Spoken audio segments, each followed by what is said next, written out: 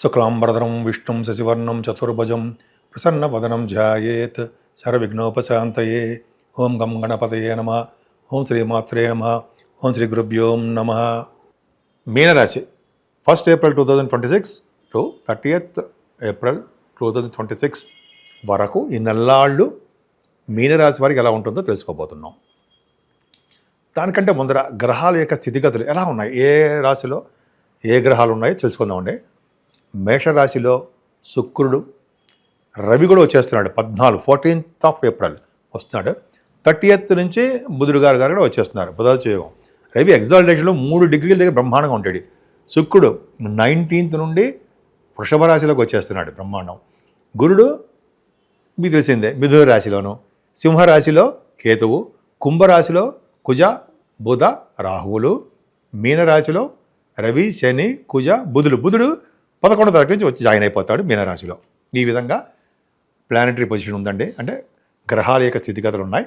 ఇప్పుడు మనం చక్కగా మీనరాశిలోకి వెళ్ళిపోదాం. మీనరాశి వారికి మీ రాశిలోనే శని, కుజులు ఉండడం తప్పు. 12th house లార్డ్ వలన జనరల్గా శని అలా ఉండడం వల్ల, కుజులు ఉండడం వల్ల దేశాంతరాలు వదిలి దేశాంతరాలు ప్రయాణాలు చేస్తూ ఉంటారు.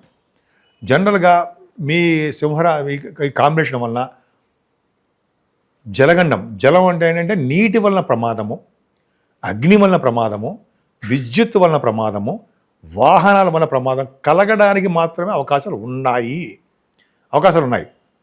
అలాగే ఫేస్ మీద ఆపరేషను, అంటే ముఖం మీద దెబ్బలు తగలడమో, పడిపోవడం వల్ల ముఖానికి దెబ్బలు తగలడమో, లేకపోతే పాదాలకి దెబ్బలు తగలడమో జరుగుతుందండి. బహుశా మీకు చిన్న చిన్న ఆపరేషను, పంటికి ఆపరేషను, అయితే కంటికి చిన్న చిన్న ఆపరేషను ఏదో మొత్తానికైతే సూచిస్తోందండి. కొద్దిగా జాగ్రత్తగా ఉండండి. అదే జాగ్రత్తగా ఉంటే సరిపోతుంది.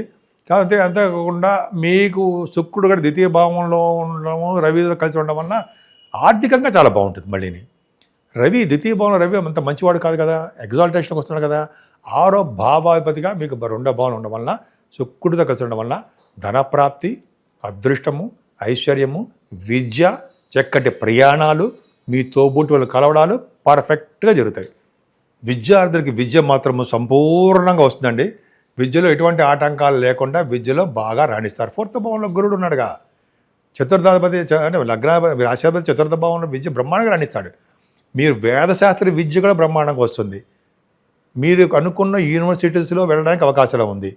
ఇంకా చెప్పాలంటే మీకు అనుకున్న దానికంటే ఎక్కువ మార్కులు రావడము, ఉత్తీర్ణత పాస్ అవ్వడము జరిగి తీరుతుందండి. మీకు అంత అద్భుతంగా 4th భావంలో ఉన్న గురుడు తల్లిగారికి కూడా బాగా ఉండేది చేసేస్తూ ఉంటాడు. సంగీతంలో కూడా బాగా ఉండేది చేస్తూ ఉంటాడు. నృత్య కళాకారులు కూడా బాగుంటుంది. సంగీత విద్వాంసులకి బాగుంటుంది. ఇది బాగుండమే కాకుండా మ్యూజిక్ డైరెక్టర్స్ కూడా బాగుంటుంది.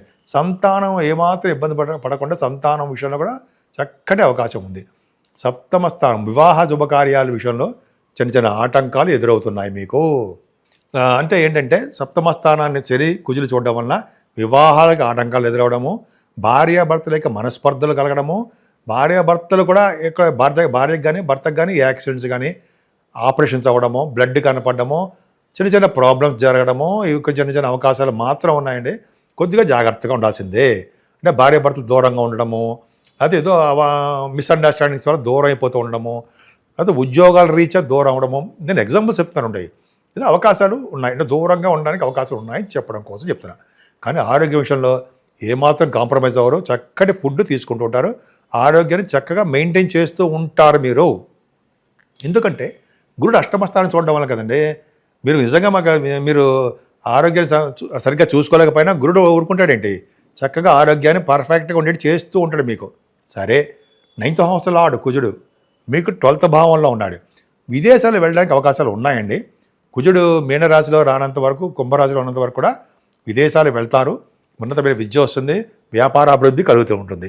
కానీ వ్యాపారాల్లో కూడా కుజుడు ఎప్పుడైతే మీనరాశిలోకి వచ్చాడో వ్యాపారాల్లో కూడా నష్టాలు, రియల్ ఎస్టేట్ రంగంలో వ్యాపారాల్లో అసలు ముందుకు వెళ్ళలేకపోవడాలు, రియల్ ఎస్టేట్ రంగాల్లో బిల్డింగ్ కన్స్ట్రక్షన్ చేసే వాళ్ళకి విద్యుత్ వలన ప్రమాదాలు, అగ్ని వలన ప్రమాదాలు, నీటి వలన ప్రమాదాలు, పైనుంచి కింద పడిపోవడం వల్ల ప్రమాదాలు, వాహనం వల్ల ప్రమాదాలు కొద్దిగా జరుగుతాయండి.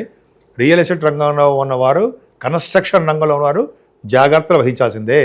శని కుజుల వలన పడిపోవడం జరుగుతుంది. కొంచెం జాగ్రత్తగా ఉండండి. పడిపోవడం అంటే కార్మికులు పడిపోవడం జరుగుతుంది. ఎలక్ట్రిక్ షాకులు జరగడానికి అవకాశాలు మాత్రమే. నిజంగా మీకు జరిగిపోవాలని ఎప్పుడు కోరుకొని ఉంటాయి. జనరల్గా మనం చెప్తూ ఉంటాం ఉన్నాయి. అదొకటి చిన్న ఇబ్బందికరమైన వాతావరణము. ప్రొఫెషనల్గా చూస్తే ఏమాత్రం ఇబ్బంది పడరు. అంటే మీరు మీ జాతకంలో చూసుకుంటే ఆరోగ్యపరంగా బ్రహ్మాండంగా ఉంటారు, ఉద్యోగపరంగా కూడా బ్రహ్మాండంగా ఉంటారు. విద్యాపరంగా మీరు యూనివర్సిటీస్లో విదేశాలు వెళ్ళాలంటే అవకాశాలు తక్కువ ఉంటాయి. అంటే మీరు అనుకున్న యూనివర్సిటీస్లో రాలేకపోవచ్చు సీటు. అంటే ఇంజనీరింగ్ విభాగాల్లో కానీ, మెడిసిన్లో కానీ, స్టెప్ 3 అంటారు సార్ మెడిసిన్లో, అదే మీకు రాదు, వెళ్ళలేరు. ఏదో అవాంతరాలు ఏర్పడతాయి.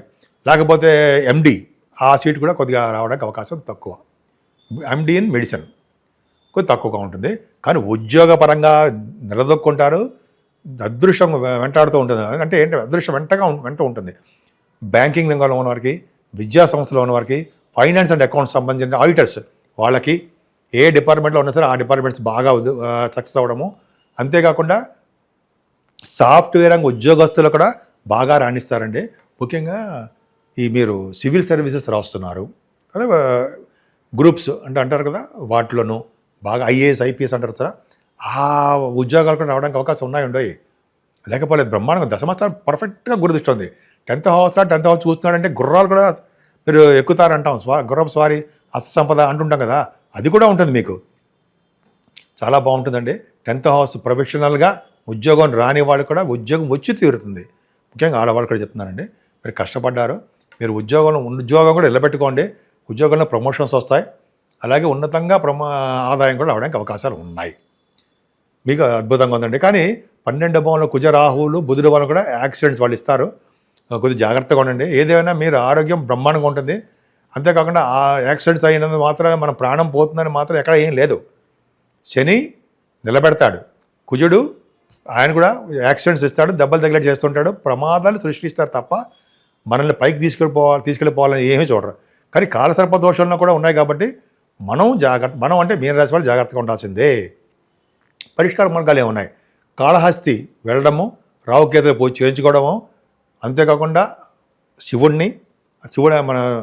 శివుడికి దర్శించడము, అమ్మవారిని భ్రమరామ అమ్మవారు దర్శనము, అమ్మవారికి కళ్యాణాలు చేయించుకోవడము, అంటే భ్రమరామ అమ్మవారి కళ్యాణాలు, దుర్గాదేవిని పూజించడాలు, అలాగే సుబ్రహ్మణ్యేశ్వర స్వామిని ఖచ్చితంగా పూజించాల్సిందే.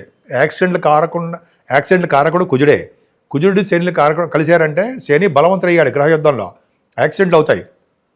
కాబట్టి నీటి వలన దేని వలన కూడా ప్రమాదాలు జరగకుండా సుబ్రహ్మణ్య స్వామి కళ్యాణాలు, అమ్మవారి కళ్యాణాలు చేయించుకోవడం వలన, అంతేకాకుండా వెంకటేశ్వర స్వామి దీపారాధన, అఖండ దీపారాధన చేయడం వల్ల దోషాలు పరిహారం అయ్యి చక్కగా బ్రహ్మాండంగా ఉంటారు.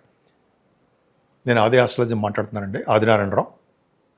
మీకు మీ జాతకాలు చూపించుకోవాలనుకుంటే, మీదే కాదండి, మీ ఇంట్లో వాళ్ళు ఎవరిదైనా సరే జాతకాలు చూపించుకోవాలనుకుంటే ఈ కింద స్క్రోల్ అవుతున్నటువంటి నెంబర్కి ఫోన్ చేయండి. నేను తప్పకుండా లిఫ్ట్ చేస్తాను. షూటింగ్లో ఉంటే కొద్దిగా ఆలస్యం అవుతుంది. సో పరిష్కార మార్గాలు చెప్పచ్చు. అందులో ఏ పాయింట్ ఆఫ్ అయినా సరే దాంట్లోనే ఉంటాయి.